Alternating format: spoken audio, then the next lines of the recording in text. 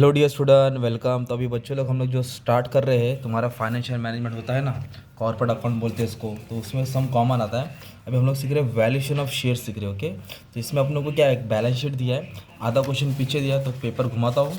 आपको दिया है इधर, क्या दिया है, एडजस्टमेंट दिया है, कुछ वैल्यू दिया है, कुछ साल का प्रॉफिट दिया है। अपने को इंटरेस्टिक वैल्यू निकालो, उसकी असली वैल्यू, यील्ड वैल्यू कितना कम है, फेयर वैल्यू।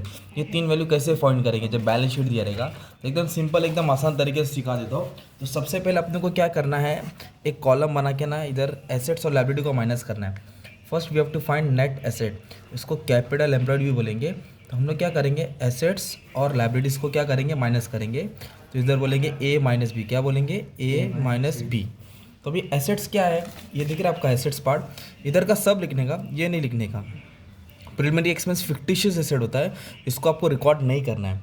तो सबसे पहला नाम क्या है, लैंड एंड बिल्डिंग। नाम लिखो, अमाउंट मत लिखो। लैंड एंड बिल्डिंग है, प्लांट एंड मशीनरी है, फिर पैटेंट दिया है, आप लोग फुल फॉर्म डाल देना। स्टॉक है, बैंक है, स्टॉक बैंक, और डायरेक्ट डेटर्स। ओके, फिर कर्जा बोले तो कर्जा लेना, जैसे कि income tax, creditor, debenture, bank loan, ये सबको हाथ नहीं लगाते ना।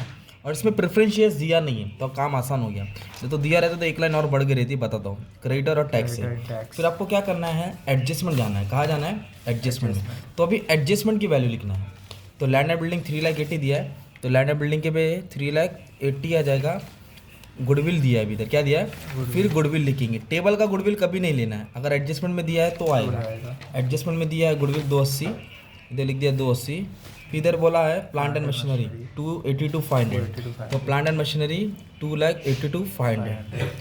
बट बाकी का तो वैल्यू दिया नहीं है, अननोन है ना, बाकी की वैल्यू नहीं दी है, तो आपको टेबल की वैल्यू लेना है। We have to consider book value. Okay, depreciation बोला तो कम करते, एप्रिसिएशन बोला तो ऐड करते, आरडी डेटर्स पार्टी बोला रहता तो माइनस करते, ऐसा कुछ बोला नहीं है। तो पैटर्न की वैल्यू सेम कंसीडर करेंगे, दैट इज़ 44,000। फिर हम लोग लेंगे पैटर्न के बाद स्टॉक लेंगे 60,000। फिर स्टॉक के बाद लेंगे बैंक 1,04,000 लिखेंगे।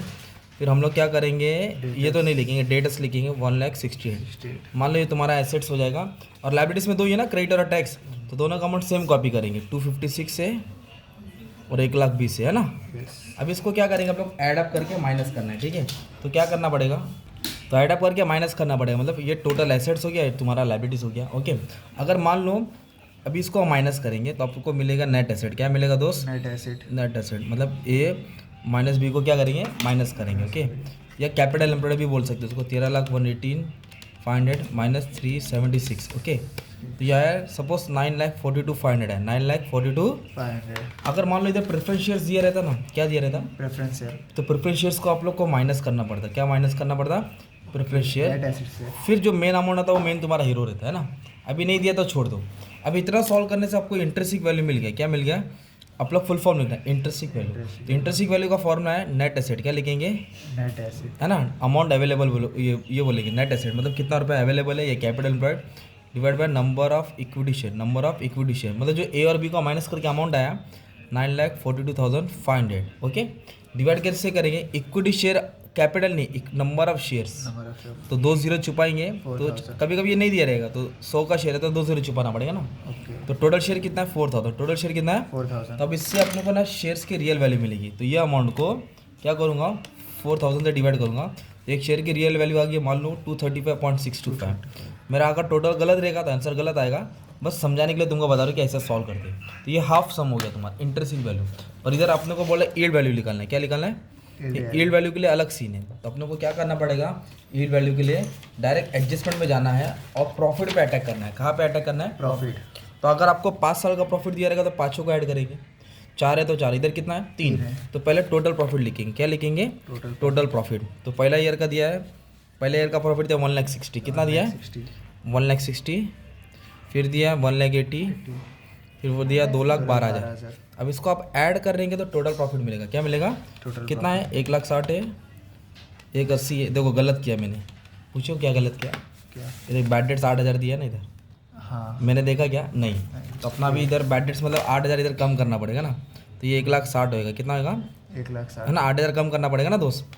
तो तो मान लो 8,000 कम करेगा तो ये भी 8,000 कम हो जाएगा ना तुम्हारा, तो इधर से भी 8,000 क्या हो जाएगा, कम हो जाएगा। तो ये आंसर मेरा गलत हो जाएगा। तो आप लोग इसको करेक्ट कर देना बच्चों लोग, और आंसर कमेंट में डाल देना, मैं ये अलग करा देता हूँ यील्ड वैल्यू। ओके, तो क्यों नहीं दिखा मालूम है क्या, क्योंकि टेबल के नीचे की लाइन थी, हमने पढ़ा नहीं था। तो मैं आगे जाता हूँ, मेरा मिस्टेक समझा, मैंने मिस्टेक हुआ, बात अलग है, पकड़ लिया मतलब तुम लोग जीत गए, ठीक है। तो ऐसा क्वेश्चन रीड करके मालूम पड़ता है। अच्छा ठीक है, टोटल प्रॉफिट क्या करेंगे, अब इसको अच्छे से ट्राई कर दो। 1,60,000 है, 1,80,000 है और 2,12,000 है, तो टोटल प्रॉफिट हो गया 5,52,000।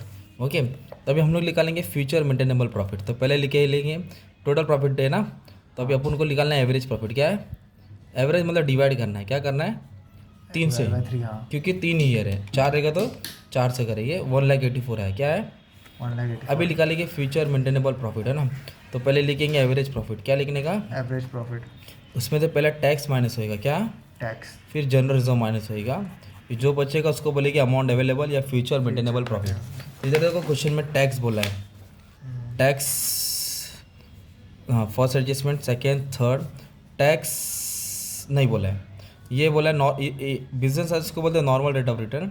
ये प्रॉफिट पे 25% ट्रांसफर करना है, मतलब टैक्स नहीं दिया है, तो चलो इधर डैश मार देंगे, तो ये 1,84,000 आ जाएगा, ठीक है। फिर इसका ट्रांसफ़र करना है, कितना परसेंट ट्रांसफ़र करना है, 25% प्रॉफिट में, तो 25% ट्रांसफ़र रहेगा, तो 25% हटाना पड़ेगा। ओके, तो 46,000 ट्रांसफ़र करेंगे, तो जो बैलेंस बचेगा ना तुम्हारा, जो बैलेंस बचेगा वो तुम्हारा फ्यूचर मेंटेनेबल प्रॉफिट रहेगा, मतलब इतना प्रॉफिट अवेलेबल है। अगर टैक्स रहता तो टैक्स पहले माइनस करते, फिर एक अमाउंट आता, फिर उसमें तो ट्रांसफ़र करते, पहले टैक्स जाना पड़ेगा फिर ट्रांसफ़र करना पड़ेगा। अभी टैक्स नहीं, इसलिए क्या हमारा डैश। अभी हमारा क्या निकालना है अपने को, पहले ये निकालना है एक्सपेक्टेड रेट ऑफ रिटर्न। क्या निकालना है, एक्सपेक्टेड रेट ऑफ, फिर यील्ड लिखे। एक्सपेक्टेड रेट ऑफ रिटर्न के लिए क्या फॉर्मूला मालूम है क्या, अमाउंट अवेलेबल, क्या लिखेंगे अमाउंट अवेलेबल, वही फ्यूचर मेंटेनेबल प्रॉफिट, जो प्रॉफिट कट के आया, divide by equity share capital. क्या लिखेंगे, इक्विटी शेयर, टोटल कितना रुपये लगा, नंबर ऑफ शेयर नहीं, इक्विटी शेयर कैपिटल। तो अमाउंट अवेलेबल बोले तो ये अमाउंट है ना, ठीक है, और इक्विटी शेयर कैपिटल बोलेगा तो जो तुम्हारे क्वेश्चन पेपर में था 4 लाख, उसमें इक्विटी शेयर लिया ना, इसमें क्या लेंगे इक्विटी शेयर्स कैपिटल, और इंटू क्या करेंगे 100, क्योंकि रिटर्न्स निकाल रहे हैं ना, तो डिवाइड बाय करूँगा 4 लाख और परसेंट दबा दूंगा, तो 34.5% है मान लो। अभी अपन निकालेंगे यील्ड वैल्यू। क्या निकालेंगे, यील्ड वैल्यू, कितना रिटर्न हुआ। यील्ड वैल्यू के लिए क्या करेंगे, ये लिखेंगे पहला एक्सपेक्टेड रेट ऑफ रिटर्न। क्या लिखेंगे, expected rate of return divide by normal rate of return, जो क्वेश्चन में रहेगा, into paid up value, into paid up value. हाँ, तो ये रेट ऑफ रिटर्न ये है तुम्हारा, कितना है 34.5। ओके, और normal rate of return question में दिया है, कहाँ दिया है क्वेश्चन में, NRR बोलते हैं उसको, बिजनेस अर्न बोलते हैं, जो बिजनेस अर्न लिखा मतलब NRR दिया रहता है। ओके, तो ये 10 यहाँ लिखूंगा, और पेड अप वैल्यू एक शेयर कितने रुपए का, 10 रुपये का कि 100 रुपये का, वो देखिए 100 रुपये का, तो इसके लिए इधर कितना आएगा 100, तो इसको सॉल्व करेंगे ना, तो आंसर 345 आ रहा है। कितना आ रहा है, ये हो गया तुम्हारा यील्ड वैल्यू। क्या हो गया, मतलब फॉर्मूला याद करने का था, क्या याद करने का था, फॉर्मूला, ये इंट्रिंसिक वैल्यू। और पर उधर क्वेश्चन में और एक चीज़ बोला है, फेयर वैल्यू। क्या पूछा है, फेयर वैल्यू, तो इसका फॉर्मूला है intrinsic value plus yield value divide by 2। Okay, मतलब ये आंसर जो अभी मेरा गलत है, और ये आंसर को ऐड करेंगे डिवाइड बाय 2, मतलब उसका एवरेज निकालेंगे, फेयर वैल्यू मिलेगा। क्या मिलेगा, फेयर वैल्यू। तो ये तुम्हारा क्वेश्चन का सोल्यूशन था। मिस्टेक क्या मैंने आरडीडी नहीं लिया, तो इसके मेरा कैलकुलेशन गलत है। और यील्ड वैल्यू के लिए पहले प्रॉफिट लेंगे, फिर उसको डिवाइड करके पहले टैक्स हटाने का, फिर जनरल से हटाने का, फिर ये फॉर्मूला याद करने का। तो ये जो अमाउंट आएगा उसको इक्विटी शेयर कैपिटल से डिवाइड करो, और फिर जो रेट है उसको लिखेंगे, नॉर्मल रेट क्वेश्चन में रहेगा, और ये टेबल में रहेगा, ये पैराग्राफ में रहेगा, ये टेबल में रहेगा, तो उसको सॉल्व करके ये आएगा। और फेयर वैल्यू के लिए क्या करेंगे, दोनों का प्लस डिवाइड बाय 2। ये हो गया तुम्हारा वैल्यूएशन ऑफ शेयर्स। क्या हो गया, अभी वैल्यूएशन ऑफ गुडविल भी आता है, सुपर प्रॉफिट मेथड है ना, सिंपल मेथड, तो वो वाला भी अपन देख लेंगे, तो तुम्हारा टॉपिक ही खत्म हो जाएगा। ये CA को भी है, MCOM को भी है, मतलब MBA सब जो फाइनेंशियल में रहता है वो सबको रहता है।